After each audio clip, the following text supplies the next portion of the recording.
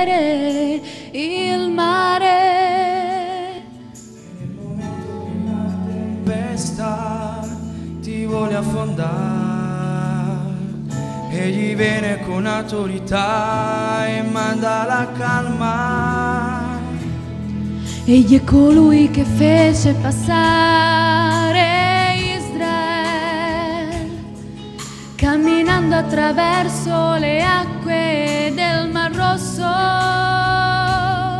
Fece una strada in mezzo al mare perché Israele potesse passare all'altra riva e a piedi asciutti poterono cantare E l'inno di vittoria. Quando sei davanti al mare e lo devi attraversare, chiama il Signore con fede, solo Lui ti apre il mare. Fratello mio, tu non devi temere, se ti insegue il Faraone, all'altra riva tu passerai e anche tu così canterai l'inno di vittoria. E ogni volta che il mare tu dovrai attraversare, chiama sempre il Signore che ti può aiutare, e nell'ora più difficile ti può vedere. Chiama sempre il Signore perché Lui è con te. Se tu passi per il fuoco tu non ti brucerai, e se passi per le acque non annegherai.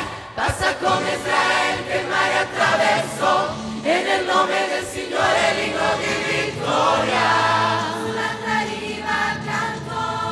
Quando sei davanti al mar e lo devi attraversare, Chiama il Signore con fede, solo Lui ti apre il mar.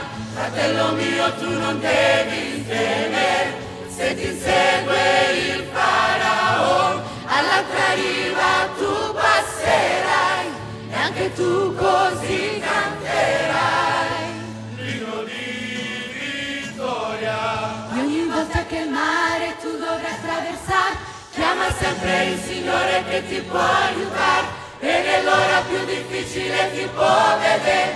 Chiama sempre il Signore perché Lui è con te. Se tu passi per il fuoco tu non ti brucerai, e se passi per le acque non annegherai. Passa come